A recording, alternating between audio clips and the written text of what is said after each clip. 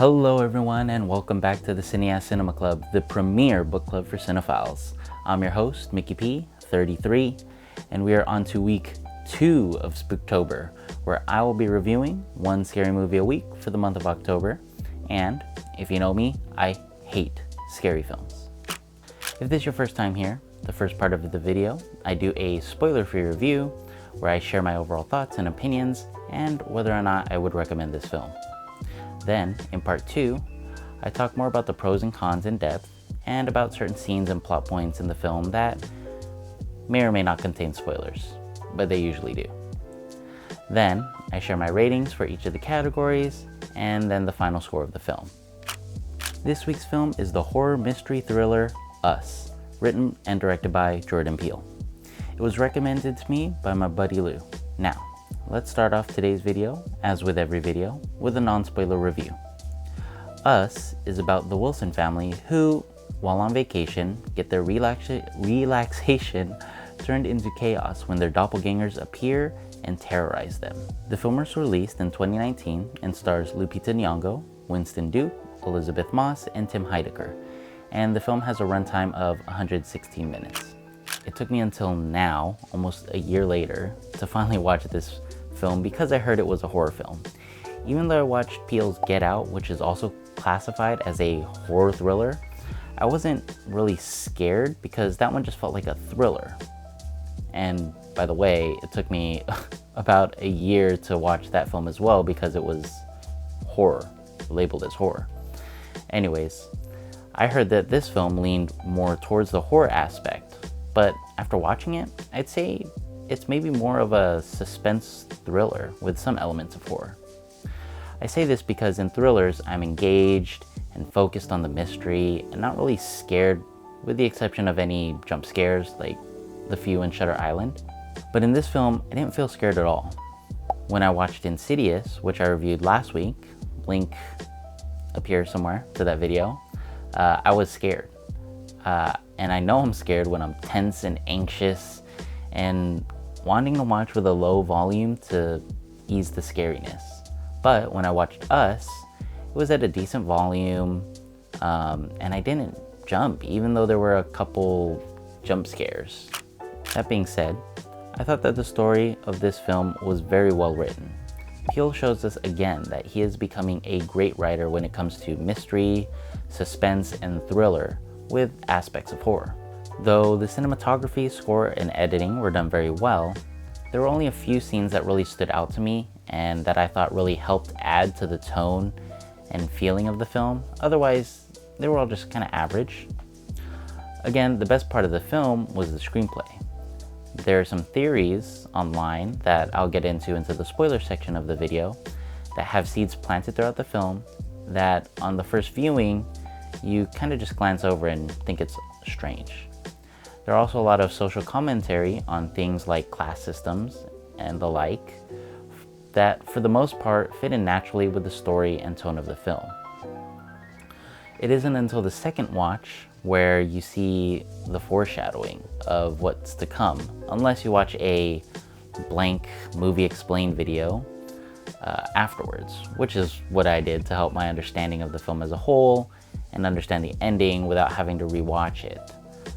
Now, because I didn't really find this film scary, and now that I know what I know and having researched some of the meanings in the film, I would gladly give this film a second viewing and then appreciate the story as a whole and see what I missed out on.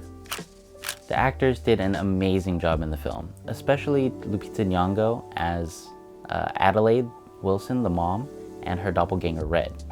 She shows so much emotion for protecting and caring for her family, and being able to genuinely cry when the moment calls for it just shows to her immense talent. The rest of the family, and even their friends, the Tyler family, do a great job of playing their characters and their inverse characters, the doppelgangers. But again, Lupita just shows that she's on a whole different level. Even with all those amazing aspects of the film, it's not without its flaws. There are a few things in the film that took me out. One, the voice Red makes when she speaks. I know it's a difficult way to speak and that they kind of explain the reasoning behind it at the end, but I just found it over the top and not scary at all. Number 2, the comedy in the film. Whether it be intentional or not, it didn't work for me. I appreciated the levity between the scenes of tension and anxiety, but it didn't fit in the tone of the film for me, though I did find them funny and hilarious. Number 3, when it comes to the doppelgangers, the thing that always puts me on edge whenever scary shows do something like this is the fact that the audience, along with the characters in the film, don't know who's who, and that just builds up so much anxiety to me. But in this film, they make sure very clear on who's good and who's bad. Number 4, some of the logistics of the story of the film, which is all I can say right now without getting into spoilers, so we'll talk about that more in the detailed portion of the video, part 2. And number 5, some of the social issues addressed in the film seemed a bit forced, and it didn't really fit in with the plot, with the exception of, again, like the class struggles and systems. Overall, I had a fun time with this film because it wasn't too scary for me, and it was a great story. I would recommend this film to anyone who loves thriller, mystery, and suspense. If you like Jordan Peele's Get Out or are a fan of The Twilight Zone, the ending of this film had a similar way of those shows and movies, and it leaves you thinking and feeling retrospective. Now, let's move on to part 2, where we do a deep dive into what I think the film does well and what it could have improved on. So from here on out, we're headed into spoiler territory. If you haven't seen the film yet, go watch it, then come back and see my spoiler breakdown of the film. Let's begin. Alright, let's talk plot. As I mentioned in part 1, I didn't really find this film scary at all, even though it was classified as horror. The elements of horror in this film were the killer doppelgangers and some gory scenes, which was pretty much whenever they killed a DG, or a doppelganger. The home invasion part of the film and the chase and run sequences, to me, lean more towards the suspense thriller aspect of the film, and not really horror. The whole cat and mouse scenes didn't scare me, but it did give me some anxiety. Some of the logistics that I mentioned in part 1 has to do with the twist at the end of the film. Now, I love the twist, and it really makes you think about its meaning and the film as a whole. I love when films make you think, because during the second viewing, or just by thinking about the film in general, you see that there are clues and hints in Act 1 and 2 that foreshadow the twist or the ending of the film. For example, in Act 1, the mom snaps offbeat to a song in the car, and when I was watching this with my family, someone pointed out that it was funny how odd it was that they were offbeat, but little did we know that that was a hint of the end. Now, some of the questions I had are, if the mom was swapped as a kid, why didn't she just leave? How was the son able to control the doppelganger, the DG, but the others couldn't, or didn't figure out that they could? Another one is, there's a theory that the son was also swapped because of the way he snaps off beat and how he's just different to the family in general, but it isn't clear. Anyways, I've mentioned before that plot holes in films ruin it for me, and though I've scoured the internet for videos explaining the ending and trying to understand it all, a lot of my questions that I had turned up empty, so they just remain plot holes for me.